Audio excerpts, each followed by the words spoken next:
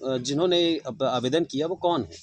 हमको नहीं जानकारी है कि हम लल्ला भैया के सुपुत्र हैं और आप चाहें तो डीएनए करवा लीजिए। इस पे आपकी क्या प्रतिक्रिया है?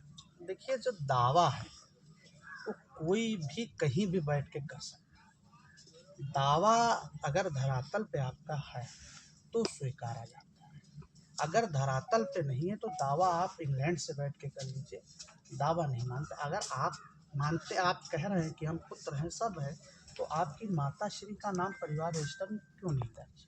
ये मैं तो जन्म नहीं हुआ था मेरा, और मेरा कोई कसूर नहीं है। बस मेरा कसूर सिर्फ इतना है कि मुझे राजनीतिक उत्तराधिकारी लल्ला भैया अपना घोषित कर गए थे, वो आप सब लोग के समक्ष है, सामने। वही मेरा एक गुनाह है कि स्थानीय नेताओं को मैं हजम नहीं हो रहा हूँ। तो कोई राजनीतिक साजिश है क्या?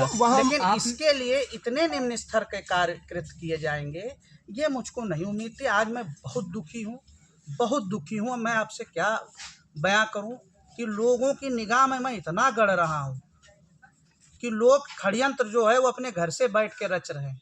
अधिकारियों पे फोन लोग कर रहे थे बराबर कि क्या हुआ, कैसे हुआ। अधिकारियों पे तो कोई टिप्पणी हम नहीं करना चाहते हैं, लेकिन जो स्थानीय नेता लोग हैं, भाई स्वाभाविक है वो आज पावर में है, हम सत्ता शासन में तो है नहीं।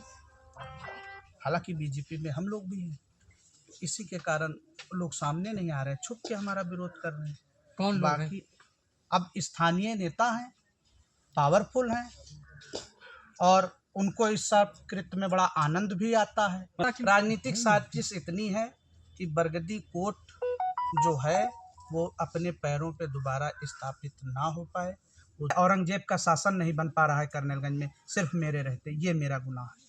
इस निम्न स्तर की राजनीति कभी इस स्तर की कभी करनेलगंज में नहीं हुई थी, कभी नहीं हुई थी जो आज हो रही है। संपत्ति का इल्जाम मेरे ऊपर लगा, तो शायद भूलेख.com एक ऐप है जी, कंप्यूटर में भी चलती है, मोबाइल पे। बिल्कुल। एक बिस्सा अगर करनेलगंज में मेरे नाम निकल आए तो मैं राजनीति छोड़ दूंगा, करनेलगंज से बरगदी कोर्ट छोड़ दूंगा। एक बिस्सा मेरे नाम वरासतन या कहीं निकल आए। आपका अगला स्टेप क्या होगा? आप क्या कोर्ट का दरवाजा खटखटाएंगे? आप कोर्ट का दरवाजा तो जिसको उनको खटखटाना, जिसको खटखटाना था वो खटखटाता रहे। जब हमने कोई अपील कहीं दायर नहीं की, हमने कहा था चलिए ठीक है, लेकिन जब लोग मीडिया में आके, देखिए ये बताइए ज़रा सा कि आप लोग सम्मानित व्यक्ति हैं, मीडिया में आज तक कौन सा न्याय मिलता है? मीडिया में जो लोग रोते हैं आके, वो सिर्फ इसलिए रोते हैं कि अगले आदमी की राजनीतिक छवि, मानसिक छवि ठीक खराब हो, और कुछ नहीं। मीडिया में आज तक अगर कोई कहीं किसी संविधान में लिखा है कि मीडिया में न्याय मिलता है तो मीडिया से ही सब लोग ले ले, फिर न्यायपालिका जो है वो कोई दरवाज़ा नहीं खटखटाएगा। हमारे यहाँ पहले एसडीएम कोर्ट है, उसके बाद ग्राम न्यायालय है, सिविल कोर्ट है, हाई कोर्ट है, सुप्रीम कोर्ट है। मीडिया में तो हमको नहीं लगा। किसी को कोई दावा है आप पेश करिए, मुकदमा लिखाइए। अगर आप हमको हत्या की है मैंने, आप 302 में लिखाइए, 307 दर्ज कराइए, जो आपको लगे।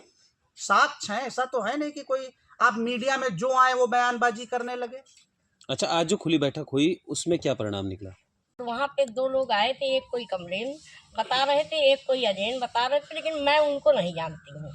मेरे पास 2 बच्चे हैं, एक शारपेन मोहन और एक वेंकटेश मोहन, जो भैया के ख़त्म होने के टाइम से लेके आज तक मेरे पास है। उनकी पत्नी ममता सिंह है, और ये जात पे टिप्पणी कर रहे हैं, लेकिन औरत की कोई जात नहीं होती है, वो जिसके साथ शादी होती है उसी जात में आ जाती है। इनको मैं नहीं जानती, ना ये मेरे निवास स्थान पे आई हैं। मैं अपने घर की मुखिया हूँ, मुझसे ज़्यादा कोई नहीं जानता है। और सारते बेंकू हमारे सामने पैदा हुए हैं, मेरी उम्र 60 साल की हो रही है। स्टेट हमारी सब है और उसके मालिक आप हैं, ना शारतेन मोहन ना वेंकटेश। मैं जिसको चाहूँगी वो बरगदी कोर्ट में और परिवार रजिस्टर में उसका नाम दर्ज होगा। और ममता सिंह इन लोगों की माँ है, वो मेरी भाभी हैं, वो मेरे पास। अच्छा, लल्ला भैया ने इनको उत्तराधिकारी चुनाव राजनीति में इनको उतारा था उन्होंने अपने सामने, और आज की डेट में मैंने भी इनको उतारा और 27 का चुनाव इनको लड़ाऊंगी, बल से, दल से, जिस तरीके से। किसकी